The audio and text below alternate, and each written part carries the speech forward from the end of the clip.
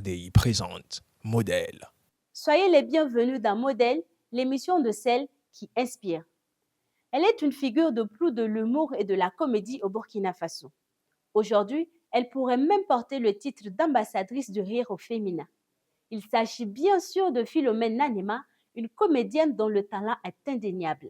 Actorat, théâtre, humour, comédie, les arts comiques n'ont pas de secret pour la native de Morocco, car s'y faire rire est un métier qui peut s'apprendre. Pour elle, c'est avant tout un don.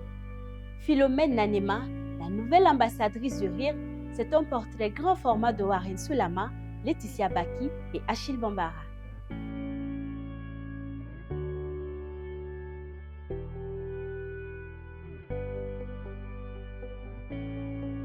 Philomène Nanema, alias Philo, comédienne, actrice, humoriste. Vous faites, selon vous, le plus beau métier du monde. Vous avez été la première femme humoriste à organiser un one-woman show ici au Burkina Faso. Qu'est-ce que ça vous fait d'être la première à avoir donné le ton dans l'univers du woman show, on va dire? Qu'est-ce que ça me fait? Je peux dire que c'est vraiment un honneur pour moi. Et puis, en plus de ça, je me dis, je ne peux pas dire c'est un fardeau ou bien quelque chose qui doit peser, parce que je me dis, à travers moi, d'autres filles vont venir, d'autres comédiens, d'autres humoristes, vont venir. Donc, du coup, elles vont essayer de prendre exemple sur moi. Il faut que je sois vraiment à la hauteur. Donc, il y avait ce sentiment. Pour le tout premier One Woman Show, il y avait ce sentiment de peur, de ne pas pouvoir bien faire, de ne pas être à la hauteur. Il y a plein de trucs, parce que je sais que pas mal de personnes, pas mal de jeunes filles aujourd'hui s'identifient à moi. Et à travers mon tout premier One Woman Show, je rends grâce à Dieu, tout s'est bien passé, sinon ce n'était pas facile. Pourquoi, selon vous, il n'y avait pas de One Woman Show avant que vous lanciez l'initiative? Selon moi, je ne sais pas. Je peux dire peut-être que les filles aussi avaient peur de se lancer. Parce que quand moi je suis arrivée aussi, j'ai eu peur. Parce que mon tout premier passage, ma toute première scène en tant qu'humoriste, c'était à l'Institut français. Et il faut reconnaître que le jour-là, j'ai failli fuir même, parce que quand on a donné le ton, puisqu'il y avait Gérard et d'autres personnes, il y avait Nifa, il y avait pas mal de comédiens mélangés, que ce soit comédiens de théâtre et tout, parce que c'était Gérard et ses amis, Comédie Club Gérard et ses amis. Oui, et il y avait des humoristes, il y avait moi, il y avait la Jaguar, il y avait Gérard lui-même, il y avait Nifa, il y avait des jongleurs. C'était vraiment comme une émission, c'était une autre forme d'humour, de façon de présenter l'humour dans un comédie club. Et nous tous, on était tous sur la scène. Mais au départ, il fallait rentrer dans les allées de l'Institut français, la grande salle. Donc, du coup, moi, j'étais arrêtée et puis j'avais envie de fuir. Franchement, j'avais envie de fuir, j'avais peur de comment les gens vont m'accueillir. Je dis à Gérard, je dis, mais moi, je n'ai jamais vu femme qui fait mourir jusqu'à venir s'arrêter. Je dis, si les gens me huent, et si les gens disent, ouais, je dis, j'avais tellement peur que j'étais là, je divaguais, je disais du n'importe quoi. Et Gérard qui me dit, non, il ne faut pas avoir peur, on a l'Institut français. Si c'était à la Maison du Peuple, au moins là, je pouvais dire, ça là, on peut te lancer les boîtes. Mais comme ici, c'est à l'Institut français, on peut dire que les gens qui viennent ici sont quand même assez ils vont comprendre et tout. Donc, il ne faut pas avoir peur. De toutes les façons, j'ai confiance en toi. Tu n'es pas là par hasard, tu vas donner. Donc, bon, il me rassurait à chaque fois. Donc, si moi-même j'ai eu peur jusqu'à j'ai failli fuir, là, imagine. Donc, je me dis que peut-être c'est ça, la peur d'affronter, la peur de se lancer, la peur de se lever, dire que je peux le faire, parce qu'il y a pas mal de comédiennes de théâtre, de cinéma, des acteurs et tout, des actrices. Bon, les gens disent qu'on peut facilement venir du théâtre à l'humour, du cinéma à l'humour, c'est vrai, mais c'est difficile. Oui. C'est pas évident aussi. Parlant de ça, vous faites l'humour avec une facilité si déconcertante qu'on a l'impression que c'est un métier, vous le dites, assez évident. Alors qu'on sait qu'il y a une certaine complexité, vous parlez tantôt de ça. Avec une certaine aisance. Oui, c'est tellement naturel, vos différents jeux. Effectivement, tout le monde me dit ça. Bon, il faut dire que c'est parce que quelque part, il faut aimer. Quand tu aimes ce que tu fais, tu donnes tout. Même quand on te dit, va dire bonjour à un tel en une fraction de seconde dans un sketch ou peut-être dans un film, tu le fais tellement, parce que tu aimes la chose, en fait. Tu veux sentir la chose, tu veux être, je ne sais pas comment dire, dans le personnage total. Ça veut dire qu'il n'y a pas de demi-mesure. Moi, il n'y a pas de demi-mesure. Quand je fais les choses, il faut que je le fasse. Il faut que je les fasse bien. Tu vois, non? Donc, du coup, je ne peux pas faire du semblant. Non, c'est pourquoi, en fait, je ne sais pas si vous avez déjà vu mes vidéos sur les réseaux sociaux. C'est pourquoi mes vidéos, les gens trouvent que c'est lourd. Quand je dis c'est lourd, ce n'est pas du à peu près où on dépose un banc et puis vous asseyez, vous causez avec beaucoup de mixage, beaucoup d'effets et tout. Non. Moi, j'ai un scénario, il y a des personnes qui vont intervenir et tout. Oui, je choisis et puis après, je mélange. Souvent, je le fais seul.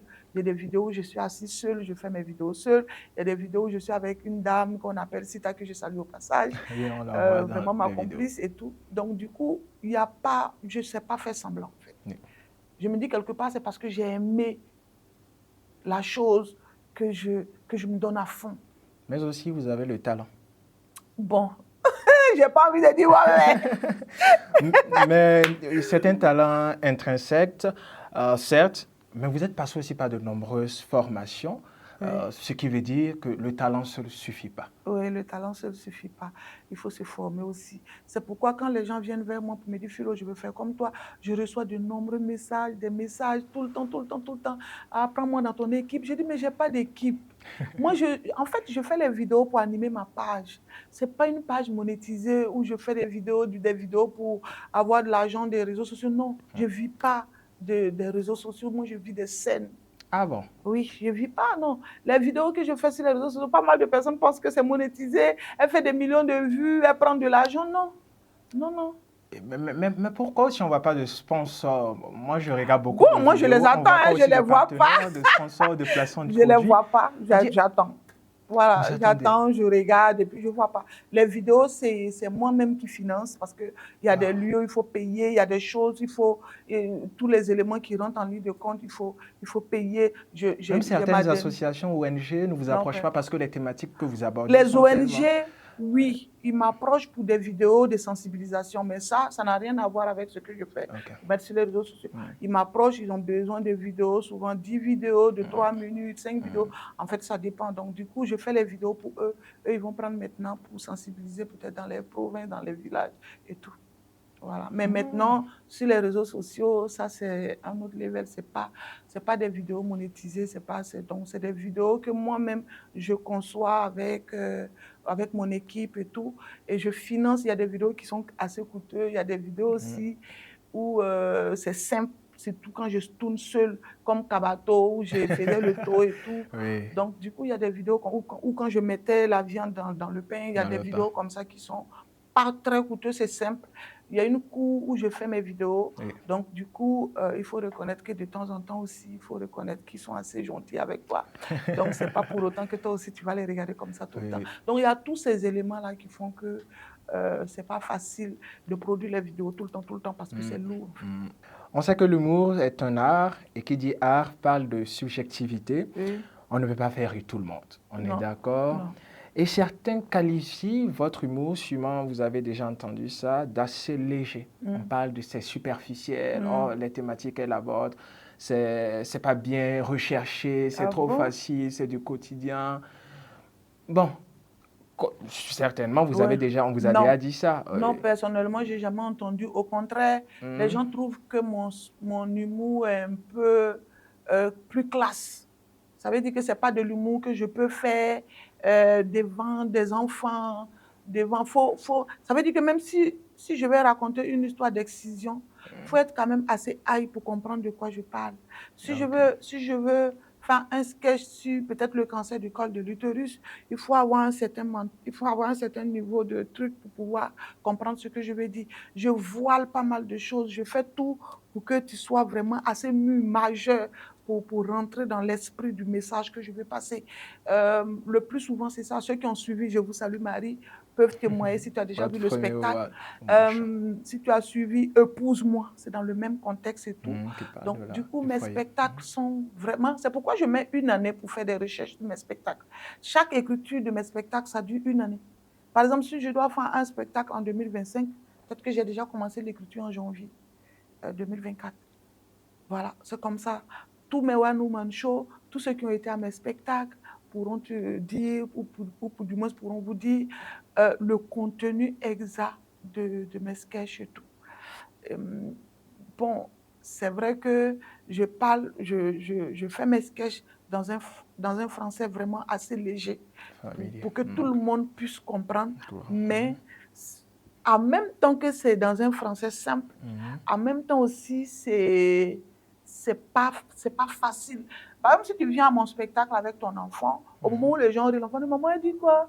Tu vois, l'enfant va demander, elle dit quoi? Pourquoi? Parce que c'est pas pour l'enfant, en fait. Peut-être que si je dois écrire un spectacle pour enfants, j'écrirai un spectacle pour enfants, tu vois. Mais bon, il y a des gestuels ou des mimiques, des manières que l'enfant peut voir et puis ça va lui faire rire et tout. Mais si c'est dans le texte exact de mon sketch, un enfant qui n'est pas majeur, il ne pourra pas comprendre de quoi il s'agit. Vous qui étiez si bien parti pour une carrière dans la couture, à une certaine époque, vous étiez en train de faire votre petit bout de chemin. On aime dire que chasser le naturel, il revient au galop. C'est finalement dans l'humour que je me à suis vous retrouver. Aujourd'hui, vous avez complètement rompu avec ce domaine, la mode, la couture, on va dire. Vous avez complètement rompu avec ça. Oui, complètement rompu parce que j'ai voulu garder mon atelier de couture et puis continuer les formations. Malheureusement, bon, pour trouver les gens qu'il faut à la place, c'est compliqué. Donc, du coup, j'ai essayé, j'ai pas pu. Donc, vers la fin, j'ai fermé l'atelier. Et jusqu'à aujourd'hui, je rends grâce à Dieu parce que j'ai pas le temps.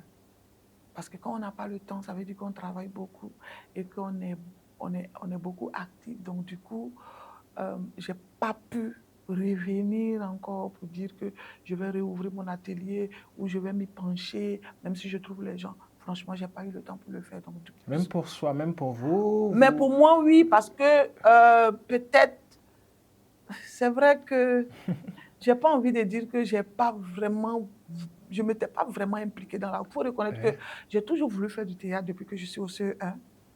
Malheureusement, la situation et tout, quand je suis arrivée au lycée, je n'ai pas pu. Donc, après le lycée, je voulais faire l'INSAC, mon papa ne voulait pas. Donc, du coup, c'est ça qui a fait que je suis venue à la couture. Donc, la couture, c'était en attendant que je trouve la solution pour faire le théâtre. Et Dieu merci, j'ai trouvé la solution quand je suis arrivée à Ouagadougou.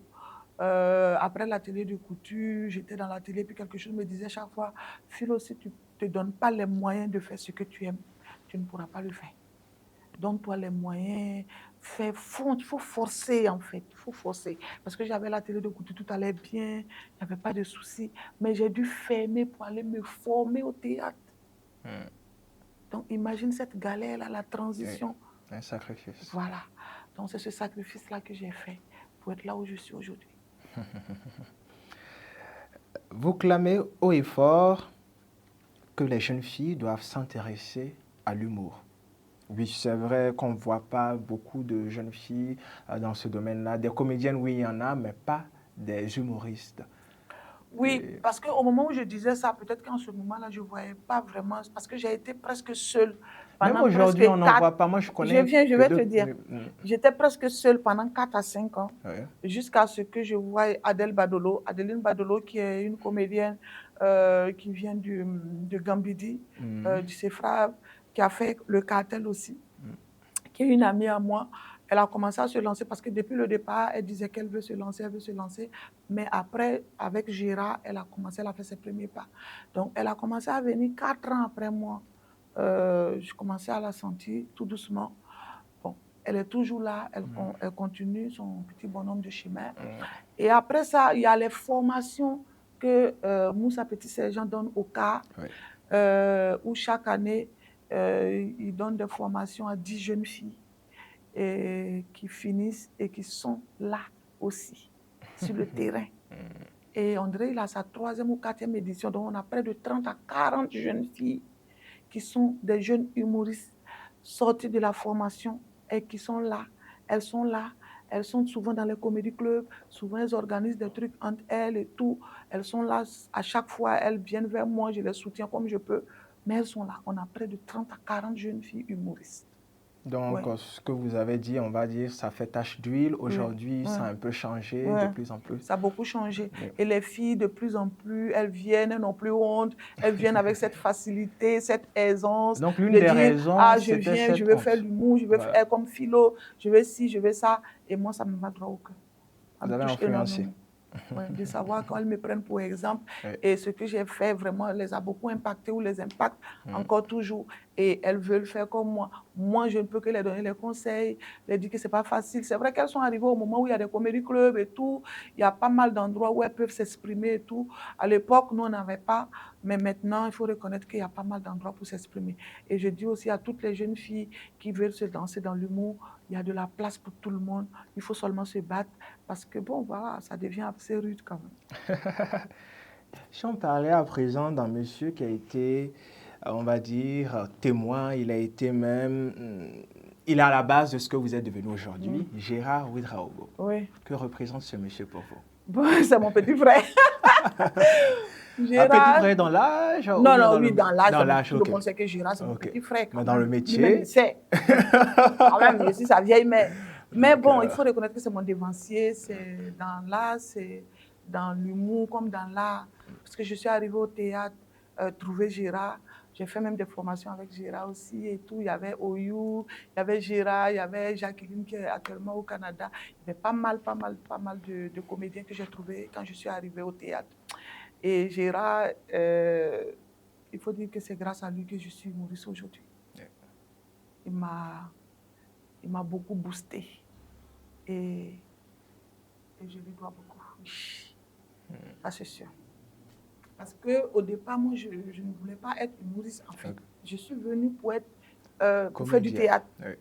Voilà. C'est le théâtre qui était ma chose. Et c'est de formation en formation de théâtre que Gérard a dû vraiment voir dans ma prestation aussitôt que je pouvais faire de l'humour. C'est comme ça qu'il a commencé à me parler d'humour pendant 2 ans et demi jusqu'à ce qu'il nous envoie tous à l'Institut français pour son comédie club. Je sais que cette histoire-là, tout le monde la connaît parce que je la raconte tout le temps. Oui. Voilà, donc Gérard, je peux dire c'est mon mentor. Il a cru en moi, il m'a poussé, il m'a galvanisé, il m'a donné la force, il m'a donné l'énergie. Il m'a toujours dit, tu peux y arriver, tu peux le faire, vas-y. Et moi, à chaque fois, il dit, il me dit, pardon, Philo, je sais que tu peux le faire et tout, jusqu'à ce que je monte sur scène pour faire de l'humour. Donc, qu'avez-vous à lui dire?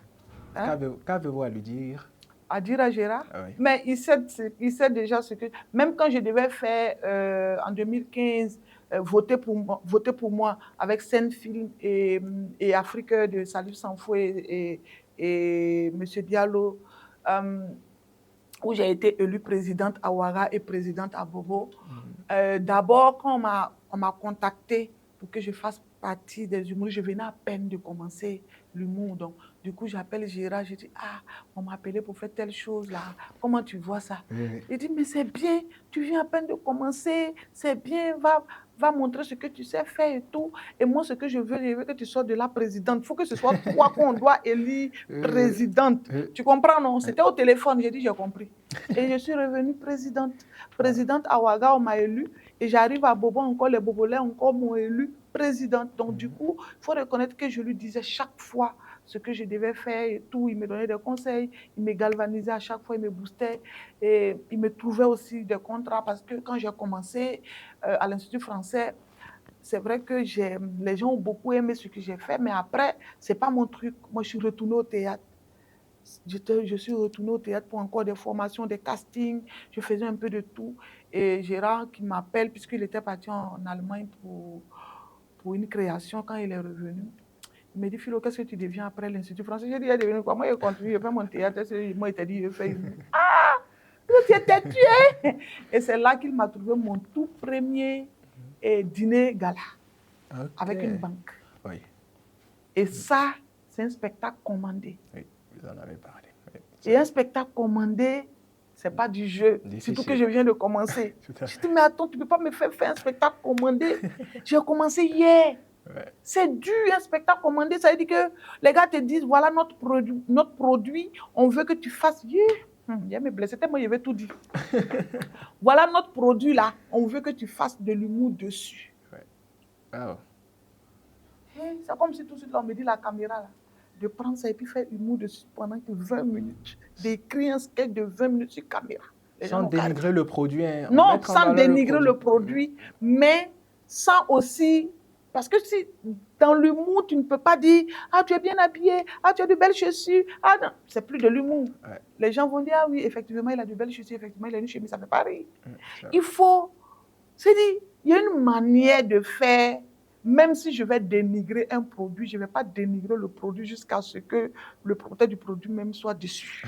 Ça veut dire que le propriétaire du produit même va rire, et puis lui-même va dire, non, c'est pas possible. Tu vois, puisque les gens qui sont là vont dire, c'est pas possible. C'est comme si tu dis à un milliardaire qu'il est pauvre, qu'il ne peut même pas s'acheter une paire de chaussures. n'a pas de sens. Donc, tu vois, c'est la manière, c'est l'écriture. On peut rire de tout, mais c'est la manière, c'est l'écriture. Une personne peut être... tu vois, souvent les gens ont tendance à se moquer des gens parce que tu es handicapé, parce que tu as un tel... tu as, je sais pas, tu as un tel problème sur toi, un truc comme ça. Mais tu peux te moquer de quelqu'un même qui est handicapé et puis la personne même va rire. Tu peux te moquer d'une personne qui est bizarre, la personne même va rire. Donc, ça dépend de la manière. C'est pourquoi je dis, c'est toujours la manière d'écrire, de faire, qui fait que on rit de tout. Sinon, en réalité, on ne peut pas rire de tout. Quel est le plus beau compliment qu'on vous ait dit au terme d'un spectacle ou d'une prestation qui vous a beaucoup marqué? Le plus souvent, ce n'est pas que les gens viennent me faire des compliments, mais c'est les standing ovations qui font que j'ai envie de pleurer. Je me souviens quand je suis allée au Cameroun pour une soirée de stand-up. Et à la fin, quand les gens se sont levés, commencé à m'applaudir pendant presque 10, 15, 20, 30 secondes, j'ai dit waouh. Sans qu'on leur ait demandé ça? Non. Ça veut dire quand j'ai fini, j'ai dit merci, c'était moi. Et puis bon, voilà, les gens se sont levés, ils ont commencé à taper les mains. Là, je me suis dit waouh, c'est que j'ai fait fort. Voilà. Que ce soit, surtout quand on sort beaucoup du pays, par exemple, quand on part dans les autres pays pour prester et qu'à chaque fois les gens viennent, les gens se lèvent pour vous applaudir, vraiment, c'est plus que des mots. Voilà, pour moi, c'est plus que des mots. Parce que quand on finit de prester, le plus souvent, on rentre dans les loges, on disparaît. Donc, les gens ont du mal même à nous voir, même peut-être pour causer et tout. Mais dans les festivals, oui. Dans les festivals, après, on reste là pour des interviews et autres. Donc, on a quand même le temps d'entendre les gens dire « On a aimé, c'était super, tu as été formidable, tu as été cool. » Et tout, en plus des standings. Pour moi, les standings, c'est tout le monde qui parle en même temps, sans parler, en fait. Donc, c'est plus fort pour moi. Voilà. Il faut reconnaître. Et moi, j'ai toujours dit, tu es humoriste, comme Gérard me le dit souvent. Philo, tu fais un sketch, tu vas prester quelque part, tu ne passes pas un message, tu n'as rien fait. Il faut toujours penser à passer un message dans tout ce que tu fais. C'est pourquoi... En fait, toutes ces personnes qui sont venues à mes spectacles te diront qu'on est sorti, grandi, on a appris pas mal de choses, ou du moins on a peut-être été titillés par des sujets qui nous ont fait prendre conscience de certaines choses. Et c'est le plus important pour moi. Voilà. Qu'est-ce que Philo se souhaite de plus beau pour la suite de sa carrière? De plus beau, que les spectacles tournent. Que les spectacles tournent parce que prendre au moins une année, écrire un spectacle, le jouer seulement au Burkina ou peut-être le jouer en Côte d'Ivoire, dans 2 ou 3 pays, je trouve que ce n'est pas assez. Que les spectacles aillent très loin, que les spectacles aillent dans tous les pays possibles où on peut comprendre le français. Parce que moi, je fais des spectacles universels. C'est des écritures universelles, donc du coup, ça peut passer partout. Mais que les spectacles tournent. C'est ce que je souhaite vraiment. que ce soit mon spectacle, mais je vois aussi mes collègues aussi. Je trouve que les spectacles ne tournent pas, donc c'est ça qui est bizarre. Et aussi qu'on puisse avoir la facilité, même si ça ne va pas être facile, de pouvoir créer des one-woman shows parce que la demande est forte. Les gens veulent qu'on le fasse chaque année. Ce n'est pas possible parce qu'il n'y a pas de sponsors. Même s'il y a les sponsors ne peuvent pas faire de sorte à ce que les spectacles puissent se créer comme ça parce que le budget de l'art vivant, c'est vraiment lourd. C'est lourd pour créer un spectacle de cette envergure comme ce que vous avez l'habitude de voir, que ce soit moi, que ce soit les autres collègues. Du coup, l'art vivant, c'est coûteux. Je vous salue Marie, épouse-moi, c'est des budgets vraiment de 10 millions à 19 millions. C'est vraiment très coûteux et souvent on n'a même pas le quart du budget. On essaie de jongler pour faire. Sinon, souvent on a des rêves, on veut rêver avec le public, on veut quelque chose vraiment qui va s'exporter et tout, mais c'est vraiment très coûteux. Voilà. Donc, si on peut avoir, si notre cri de cœur peut être entendu, pardon, pour que à chaque fois qu'on a un spectacle, on a envie de créer un spectacle, un one-man show, qu'on puisse avoir des gens pour nous accompagner, vraiment pour nous accompagner, pour qu'on puisse faire rêver les gens, pour qu'on puisse apporter la joie, le bonheur dans le cœur de tout le monde, parce que ce qu'on vit là aussi n'est pas évident. Donc, du coup, les gens sont beaucoup stressés. Le moral n'y est pas parce que avec ce qu'on vit au quotidien, l'humour a sa place beaucoup même ces temps-ci. Il faut qu'on crée énormément de spectacles et que les spectacles aussi puissent tourner à l'intérieur du pays. Voilà. Parce que les gens nous demandent beaucoup à Bobo, à Koudougou, Banfoura, Tenkodogo, un peu partout. Les gens veulent qu'on vienne pour des spectacles, mais quand on n'a pas de sponsors, c'est difficile. Quand on n'a pas des promoteurs qui vont prendre le spectacle pour qu'on aille le jouer là-bas ou qu'on tourne avec, c'est compliqué. Et sur le plan personnel, on va dire, qu'est-ce que vous souhaitez personnellement? Personnellement, qu'est-ce que je me souhaite? La santé, beaucoup d'inspiration et continuer à apporter. Et puis quoi? Que Dieu continue de veiller pour que tout se passe bien. On vous le souhaite. Merci.